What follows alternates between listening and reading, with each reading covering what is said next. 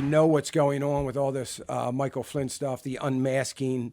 I'm sure that people are going to, go to jail and be punished. I'm being sarcastic. Nothing's ever going to happen. They know nothing's going to happen. Everybody that comes after them know that anything they do, nothing's going to happen.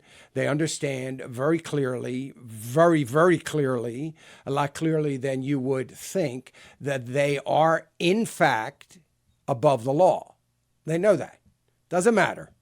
You can say whatever you want to do. You can do whatever you want, even as illegal as lying to Congress.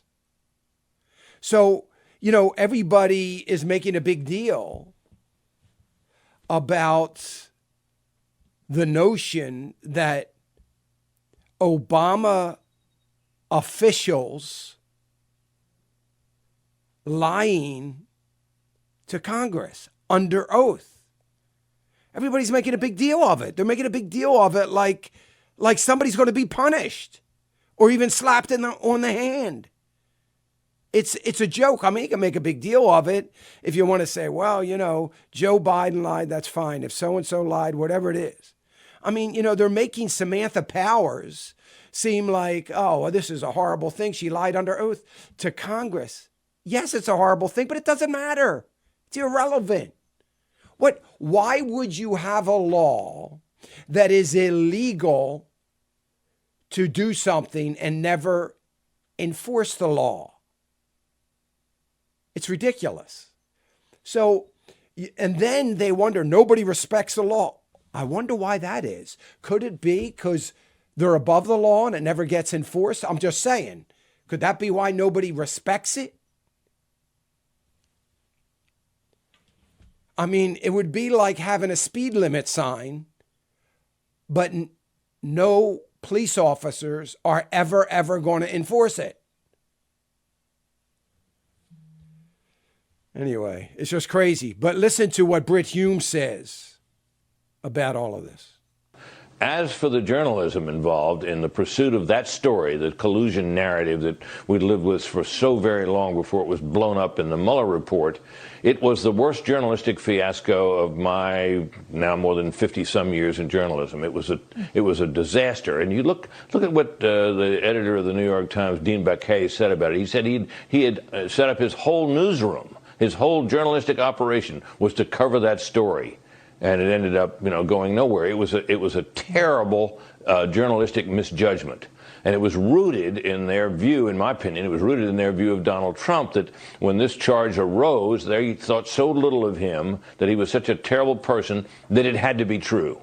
And the Washington Post and the New York Times pursued it relentlessly. Their coverage did not reflect any real doubt that it might not turn out to be true at any time. And in the end, it all blew up. You would think they'd learn. You would think they'd learn. They are never going to learn, and they can't learn because there's no accountability. What lessons might they learn? What lessons? Somebody tell me. I wish if Britt were here, I would ask him what exactly are the lessons that they are learning. They're learning that, well, next time I got to lie a little bit better. And I've got to lie so good that the investigation never happens. But if the investigation does happen and they figure out I lie, oh, well, I just got to learn that I got to do a better job lying. I mean, there's nothing to learn. Do you understand that when America bails out companies, it creates a moral hazard? You know what the moral hazard is? One of the greatest things on Wall Street or in business in general is greed and ego. They're wonderful regulators because they don't mind being greedy. But nobody wants on their resume that they put 3,000 families on the street and unemployed because of their greed. They don't want that. That's a moral low that they don't want to reach.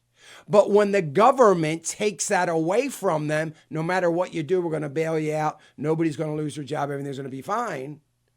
It's a free-for-all. That's what the regulators, the lawmakers, and the law enforcers have done to all of this. That's what they've done with the FBI. That's what they've done with the intelligence agency. That's what they've done with politicians. You guys are above the law, so you don't have to worry about anything. That's what they've done. And it really is horrifying. Hey, remember to click the subscribe button right here on the screen. And don't forget to hit the notification bell so you'll be notified when new content is added.